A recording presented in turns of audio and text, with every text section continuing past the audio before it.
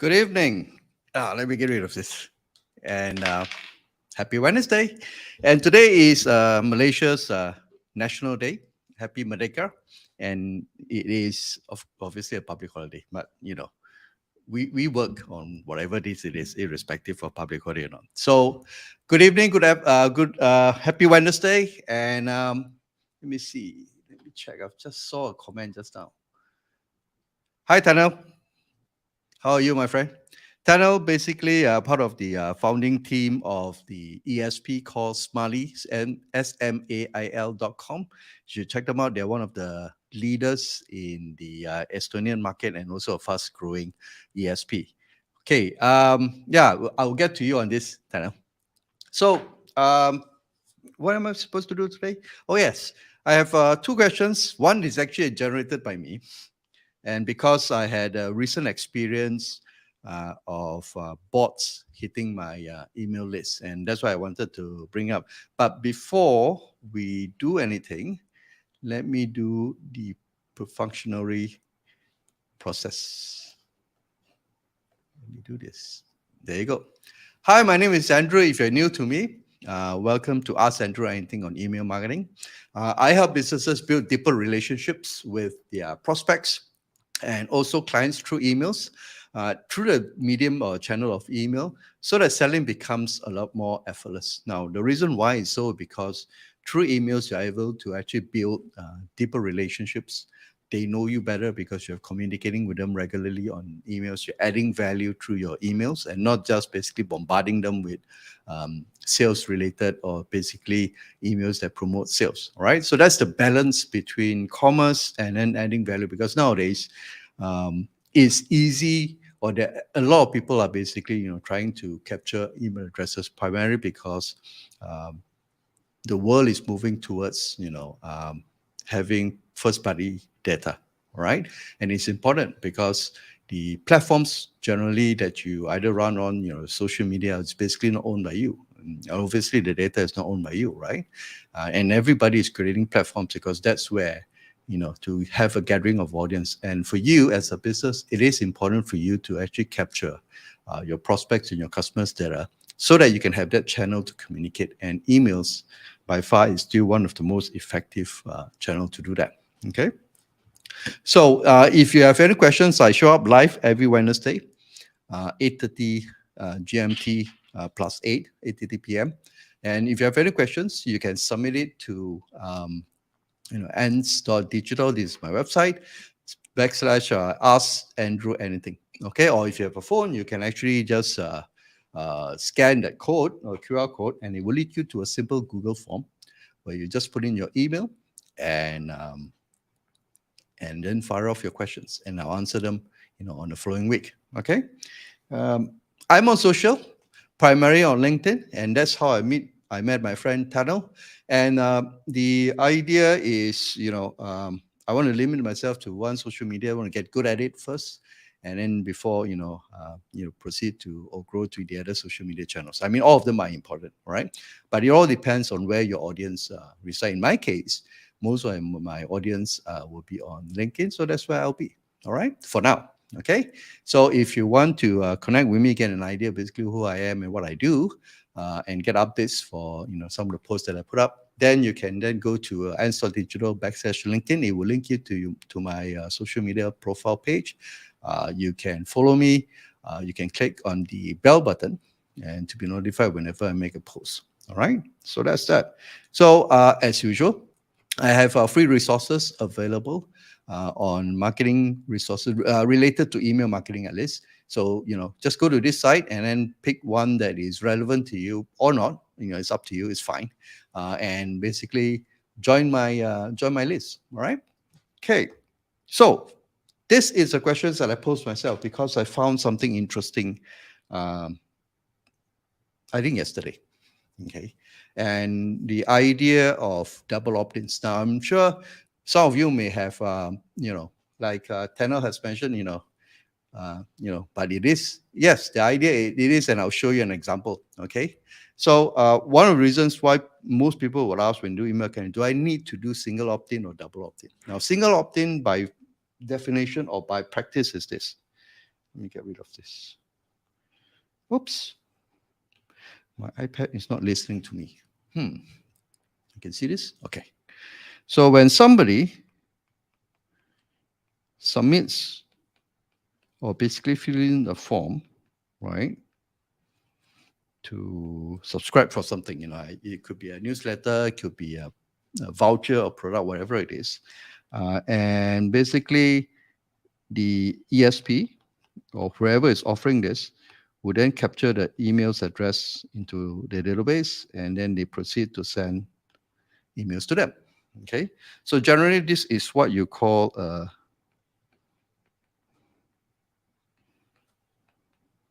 single opt-in. Okay, now for double opt-in, pardon my drawing, I'm not an arts major, so it is what it is. Fill up the form. All right, it could be on a landing page or whatever it is, and then what they will receive is it goes to the ESP, of course, or goes to the service provider, whoever is providing the service, and this person would then receive an email to request for, okay, let me see, to request for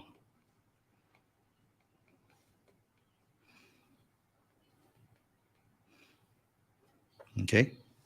Now, if they reply, okay, which is basically a confirmation button saying, hey, we received your request and then we'd like to confirm that it's you, or we'll confirm the email is correct. I'll show you an example in a while.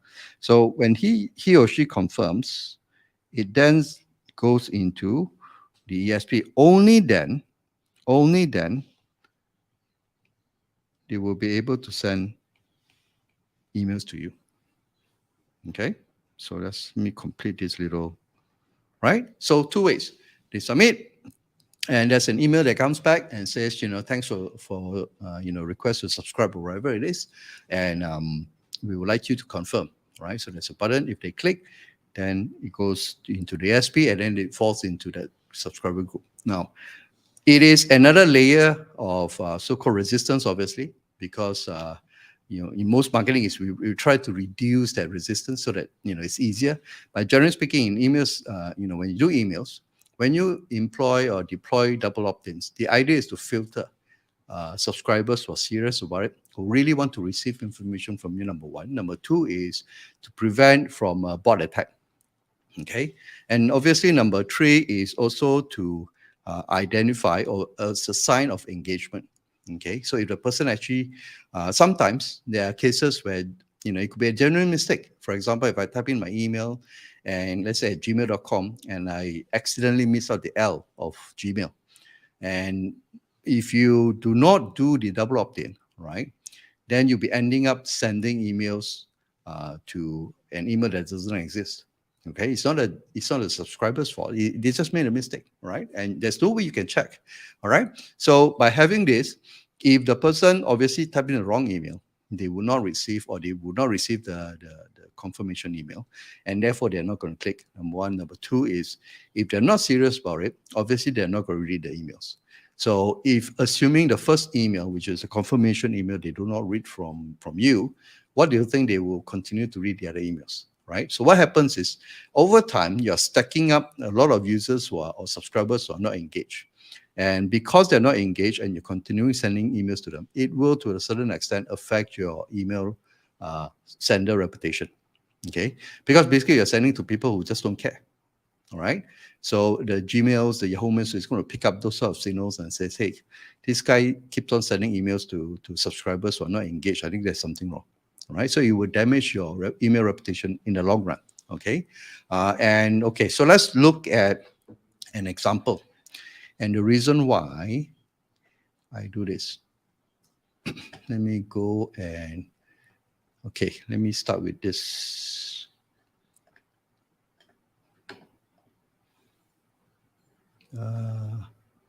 Wait, share screen. Okay, there you go. All right, so a sample of a double opt-in email would be something like this. Okay, for example, let's say if I sign up if I sign up to my own, free email course or whatever it is, I will receive an email like this, right? It will be a description, basically what you sign up for, right? And then you need to confirm this email. Now, if I press this, then my email address gets added into a pool of emails that me as a provider can send. But if I do not receive this, then it will still be in holding pattern. That means I will not be sending any emails to you. And basically, there's no way for me to do it. It's a protection for the subscriber, and it's also protection for me as a service provider. Okay, and one of the marketing reasons is, I only want, like say, for me, I want to send to people who are really interested in what I have to offer, or interested in what I have to say. And if this first step they don't take it, for example, then there's a sign that is probably not meant to be. Okay, and or it could be maybe the emails that's faulty, like I mentioned earlier. All right, so that's one. Another example is this. You could also use this concept of double opt-in for if you're providing a service, right? So, for example, I sign up for a card account. Card is basically a pretty cool website builder, and it's also relatively cheap. And I'm basically moving, a few more of my landing page there. Okay, but that's it for another day. But generally speaking, when I sign up for an account, I will receive an email that requires me to verify this account. So it is another form of double opt-in. So, for example, because they provide some free service, or basically ability to create free websites for free, a lot of people may do it, right? Or there could be bots, right? And if it's bots, obviously they are not going to respond. And if somebody is not serious about it, they won't click. So in my case, obviously I'm serious about it. That's why I sign up, and I will click this, and that will verify that I'm basically looking for a service like this. All right. So that's one. Now, the reason why I brought this up, and I think it's important, is this. This is my email so-called service provider. I'm using MailerLite, right? And you notice since August 31st, which is today, okay, I've been receiving close to 133 subscribers, and all coming from this particular URL. Now you notice, or you probably realize that any emails that start with number, very likely it could be a spam bot, or it could be, very likely it's going to be a spam bot, right? It cannot be a human being. And 133 of them. So it spreads from today to 30th, started on 28th. I think it started on 27th of August, 26th, and it triggered what? Started on the 20th, all coming from this. Now, I blocked this because I have enabled double opt-ins. Now, if I've not enabled double opt-ins, I would have accepted these 133 emails as a potential subscribers, and my email automation will continue to run.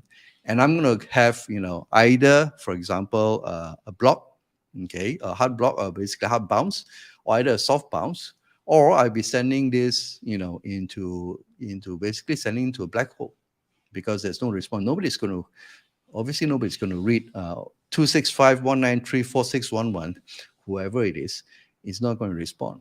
All right. So that's the beauty of, and the lucky thing is I deployed double opt-in. And the interesting thing is this: it is coming from this particular site, and this is an old page, right?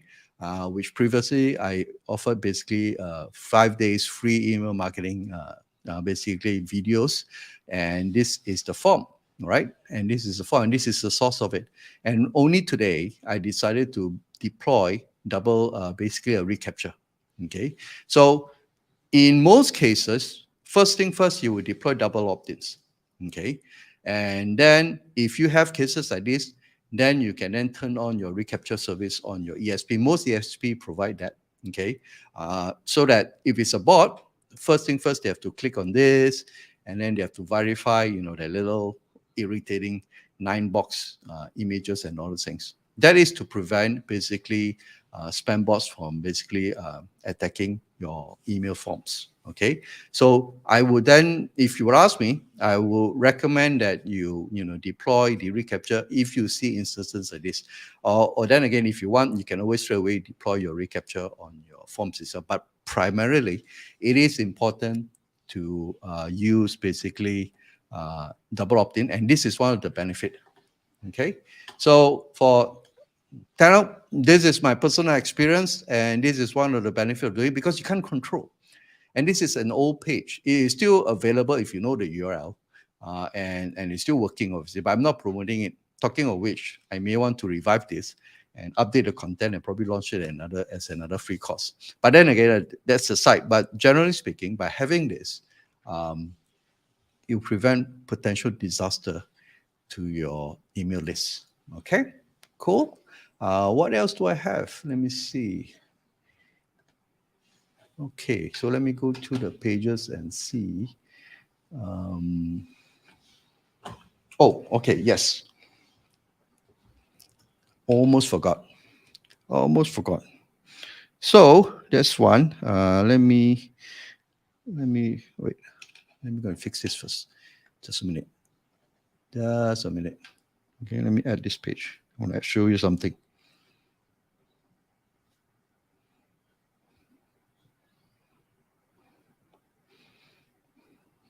Okay.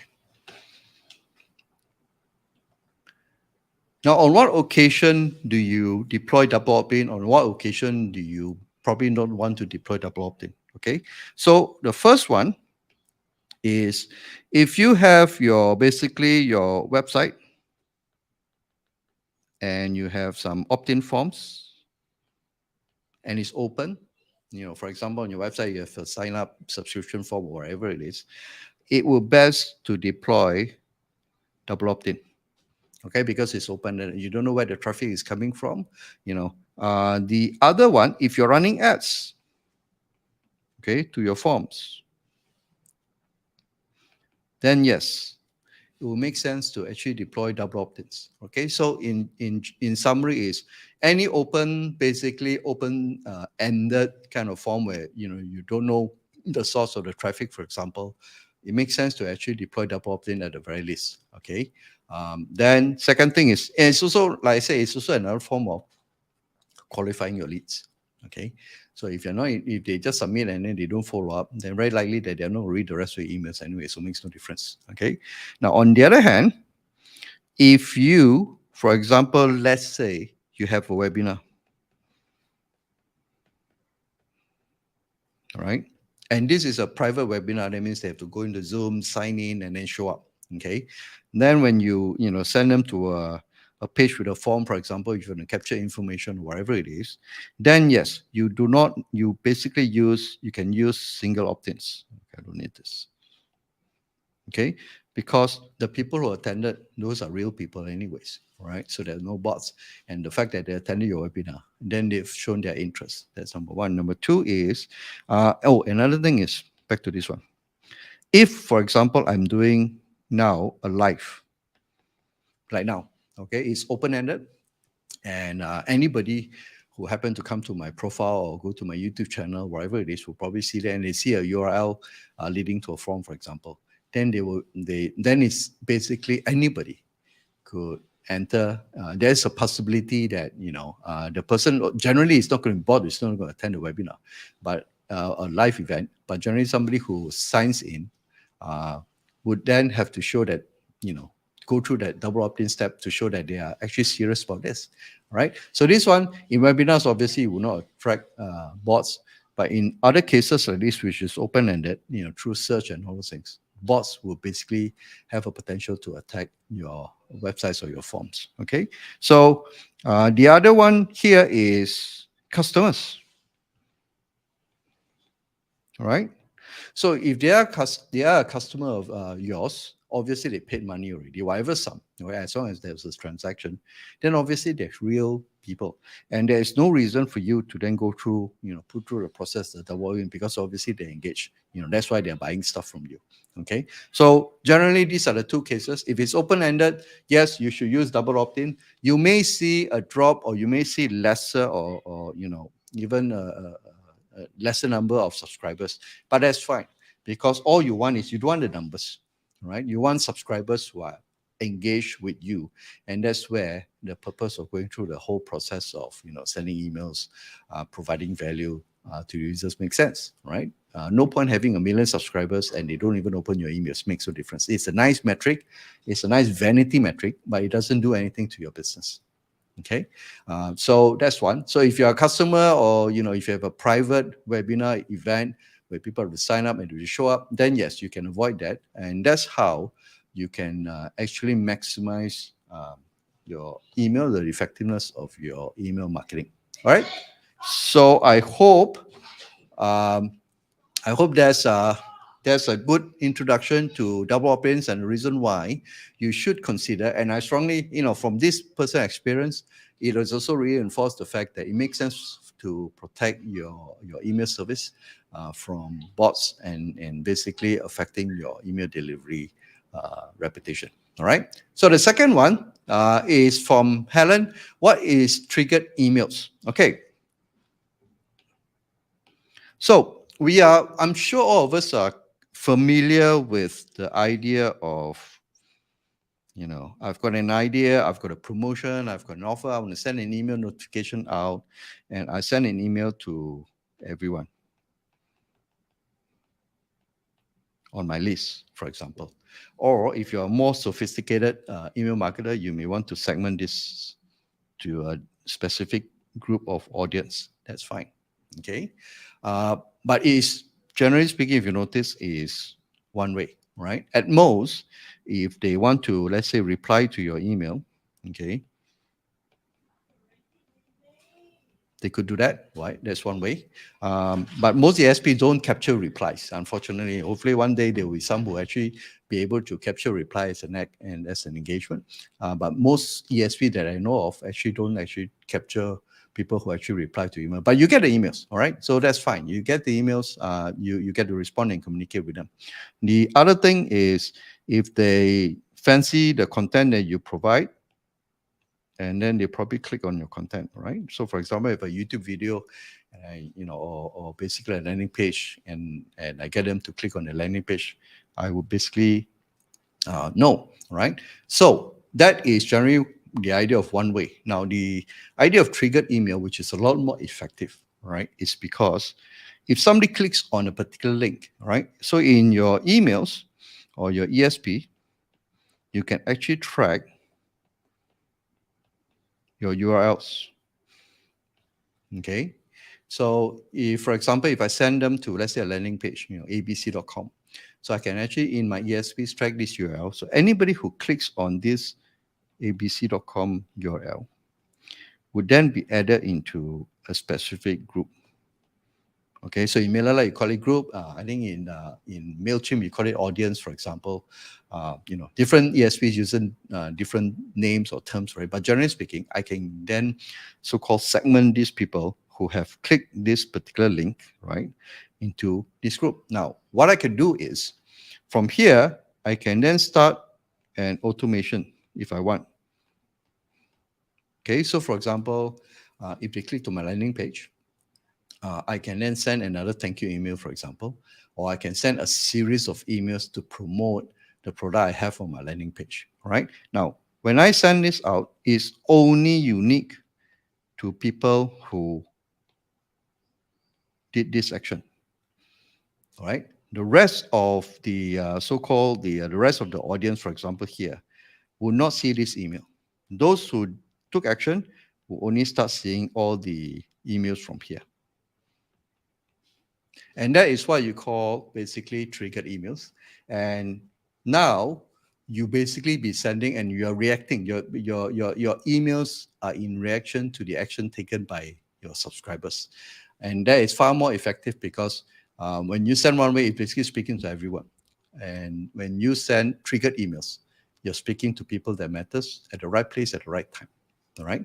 So that is what it is called a triggered email. Okay, so you can do this in most ESPs, and you'll be able to make use of it to basically send more effective emails. And these emails, in most cases, are higher converting because it's in reaction to the action taken by the subscribers. All right. So with that, what else? So if you're interested in looking at setting up a quick your email marketing up and running. Basically, within 7 days, there is a possibility.